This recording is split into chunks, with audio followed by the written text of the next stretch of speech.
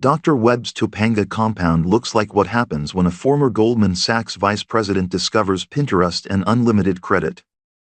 The main house is a $4.2 million interpretation of Balinese architecture filtered through the aesthetic sensibilities of someone who learned about sacred geometry from a TED Talk and thinks cultural appropriation is a type of yoga pose.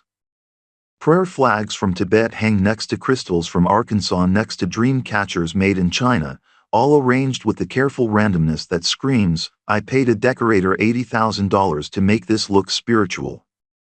I arrive at 6 p.m. on Friday in my Tesla, parking next to a Porsche Cayenne with a "Coexist" bumper sticker and a Range Rover with mud flaps that have never seen actual mud. The other ceremony participants are already gathered on the meditation deck, a collection of damaged entertainment industry types, tech entrepreneurs who've discovered that money can't buy meaning but it can rent it for a weekend, and trust fund kids whose parents' pharmaceutical fortunes have left them spiritually bankrupt and chemically curious. Maddox is with me because I'm documenting this journey for content, though I've told him to be discreet. The camera is a Sony FX3, $3,900 that I put on a credit card I can't afford to pay off, small enough to not disrupt the sacred space but professional enough to capture cinema-quality footage of my potential psychological demolition. "Welcome, brothers and sisters," Dr. Webb says, emerging from the house wearing linen pants that probably cost more than most people's rent and a smile that's been practiced in front of expensive mirrors. He's got the kind of artificially weathered handsomeness that comes from good genetics, better dermatologists, and the confidence that only bankruptcy-proof wealth can provide. Tonight we journey into the deepest recesses of consciousness. The group introductions are a masterclass in Los Angeles self-importance disguised as spiritual seeking. There's Madison Vale, reality TV star from Beach House Betrayal, a show I've never watched but know exists because she has 2.8 million Instagram followers and the kind of artificially enhanced curves that make men stupid and women insecure. She's here because her publicist told her spiritual content is trending and because she's dating 3 different guys simultaneously and needs cosmic guidance on which one has the most valuable NFT collection. "I'm Madison," she says, her voice carrying that particular Valley Girl lilt that's been weaponized by generations of pretty girls who learned early that sounding stupid makes men feel smart. "I'm here to connect with my higher self, and also my spiritual guides told me through my psychic that this would be good for my chakras." Next is Kevin Marchetti, some tech bro who sold a meditation app for $200 million and now spends his time investing in companies that promise to disrupt consciousness. He's wearing a $400 vintage Grateful Dead t-shirt and talks about ayahuasca like it's another performance metric to optimize. "I've done 17 ceremonies," he announces with the pride of someone reciting their marathon times. "DMT, 5-MeO DMT, San Pedro, psilocybin, I'm basically a psychonaut researcher. Tonight I'm hoping to access the machine elves and discuss blockchain applications for interdimensional commerce. I want to strangle him with his own artisanal prayer beads." There's also Sage Delacroix, not her real name, obviously, an actress whose biggest credit is a yogurt commercial but who's parlayed her 400K followers into a wellness empire selling overpriced supplements and meditation courses. She's here because her engagement has been dropping and she needs content that's more edgy than her usual morning gratitude posts, but not so edgy that it alienates her core demographic of suburban mothers seeking enlightenment through consumption. "I've been called to plant medicine for years," Sage explains, somehow making it sound like Harvard Business School was personally recruiting her. "My shaman in Peru, well, he's actually from Calabasas but he trained in Peru for like 6 months, told me I have ancient healer DNA and need to activate my light codes." The other participants blur together, a music producer who had one hit in 2019 and thinks ayahuasca will restore his creativity, a venture capitalist's wife who collects spiritual experiences like Hermes bags, a former hedge fund manager who found God after his 3rd SEC investigation. We're all here for different reasons but united by the same fundamental delusion: that consciousness can be purchased, that transcendence comes with a receipt, that paying enough money can somehow compensate for being fundamentally empty people.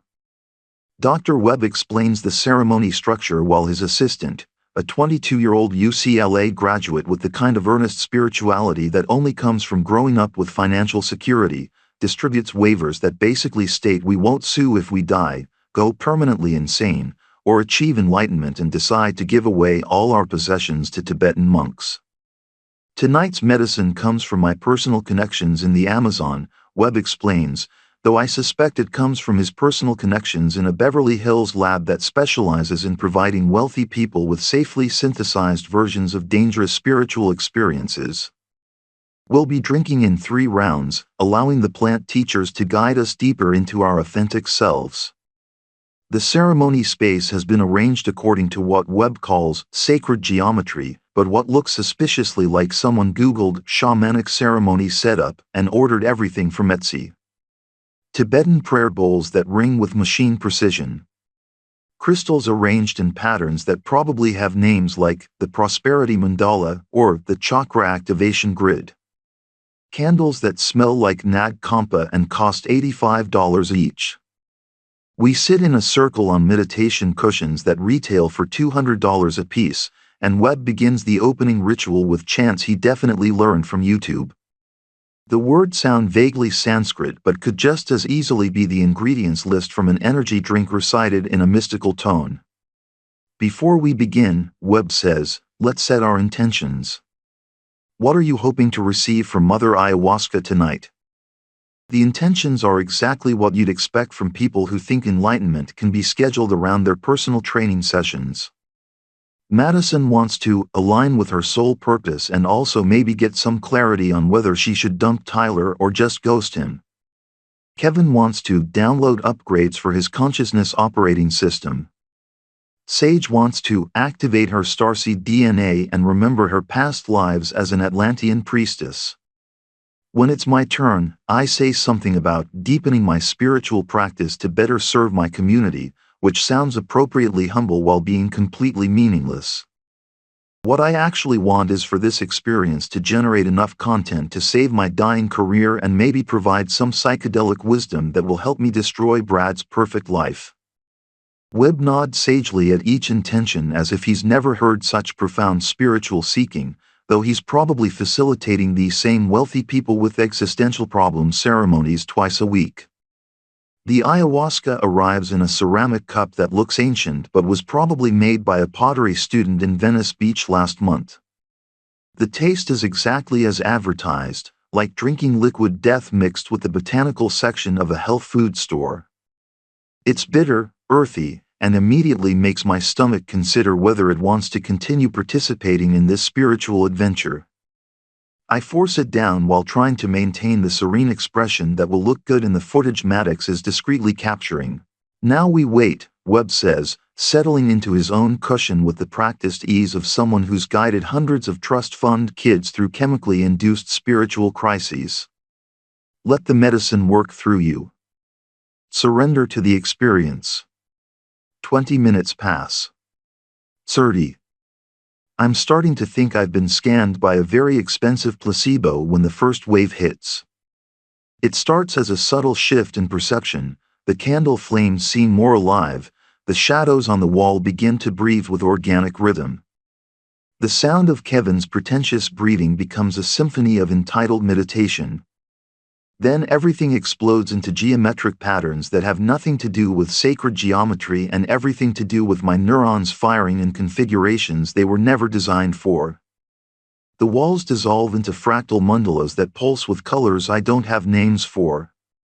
Webb's face becomes a kaleidoscope of ancient wisdom and modern charlatanism, shifting between shaman and hedge fund manager with each heartbeat. I can see the machine elves, Kevin announces loudly, ruining the sacred atmosphere with his technology metaphors. They're showing me the blockchain of consciousness.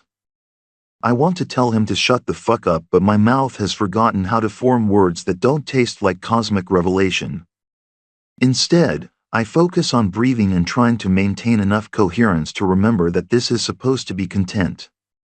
Madison is crying, not the pretty tears of Instagram spirituality but the ugly, makeup-destroying sobs of someone confronting the emptiness beneath their carefully curated existence. I can see all my past lives, she wails, and in every single one I was like, really pretty but also really shallow, and it's like, so unfair. The patterns intensify, and suddenly I'm not in Topanga anymore. I'm floating in a space that exists between thoughts, surrounded by entities that look like they were designed by someone who studied both ancient mythology and contemporary graphic design. They're beautiful and terrifying, and they're all looking at me with expressions that suggest they know exactly how full of shit I am. One of them, a being that looks like a cross between a Buddhist deity and a wellness influencer, speaks without using words. Why do you seek validation from strangers instead of truth from yourself? It's the kind of profound question that sounds like it should be embroidered on a throw pillow at Urban Outfitters, but coming from an interdimensional entity while my consciousness is scattered across 17 different planes of existence, it hits with the force of absolute revelation. Because truth doesn't have an engagement rate, I hear myself saying, though I'm not sure if the words come out of my mouth or just echo through the cosmic void. The entity laughs, a sound like wind chimes made from crystallized empathy, and suddenly I'm watching my life from the perspective of my own Instagram feed. Every post, every caption, every carefully calculated moment of performed authenticity plays out like a highlight reel of spiritual bankruptcy. I see myself measuring my worth in likes, trading genuine experience for content opportunities, turning every moment of potential growth into another chance to brand myself as enlightened. You have made yourself into a product, another entity observes, this one resembling a cross between a Tibetan monk and a startup CEO. But products have no soul. The truth of this statement hits me like a freight train made of pure consciousness. I am a product. I've commodified my own existence so thoroughly that I can't tell the difference between genuine experience and content creation. Even this ayahuasca ceremony, this supposedly sacred journey into the depths of my authentic self, is just another opportunity to generate posts about transformation and awakening. I see Brad's perfect life projected onto the cosmic ceiling of my hallucination, but now I can see the desperate emptiness beneath his shirtless yoga poses and profound captions. He's just as lost as I am, just better at hiding it behind abs and aphorisms. His relationship with Claire isn't spiritual partnership, it's a business merger between two branded souls who've forgotten how to connect with anything real. Competition is the enemy of connection, the first entity explains, its voice now sounding like my own inner wisdom filtered through ayahuasca and expensive therapy. You cannot find yourself by defeating others. The patterns shift again, and I'm confronted with a vision of what my life could be without the constant performance of spirituality. I see myself teaching actual meditation to people who need it, not performing mindfulness for people who can afford it. I see genuine relationships built on honesty rather than mutual follower counts. I see a version of myself that creates value instead of consuming validation. But then I remember my rent, my car payment, my credit card debt, and the vision dissolves into the financial reality that makes authentic living feel like a luxury I can't afford. The entities seem to understand this, because their expressions shift from judgment to something approaching compassion. The cage is real, one acknowledges, but you hold the key. The ceremony continues for what feels like hours or years or lifetimes. At some point, Madison stops crying and starts laughing with the manic joy of someone who's realized that her entire existence is an elaborate joke. Kevin achieves some kind of tech bro enlightenment and begins speaking in venture capital koans about disrupting consciousness through blockchain-based meditation platforms. Sage has visions of her past lives as various types of spiritual influencers throughout history. Apparently she was a prophet in Atlantis, a priestess in ancient Egypt, and a witch in Salem, all of whom had large social media followings and lucrative brand partnerships. As the medicine begins to wear off, Webb guides us through integration exercises that are basically group therapy disguised as shamanic wisdom. We share our visions, our insights, our revelations about the nature of authentic existence, while his assistant takes notes that will probably become case studies for his next book about healing entitled People Through Expensive Drug Experiences. I saw that I need to love myself more, Madison announces, which translates to, I need to post more self-care content to increase engagement. The machine elves confirmed my theory about consciousness as a distributed computing system, Kevin shares, which means he'll probably launch another meditation app that gamifies enlightenment.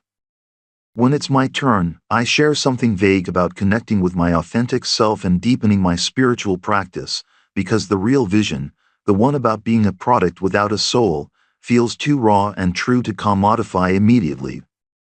But as we're leaving, Maddox having captured hours of footage that will definitely violate the sacred container of the ceremony but generate months of content, I realize that even this moment of genuine insight is already being processed through the content creation machine in my brain.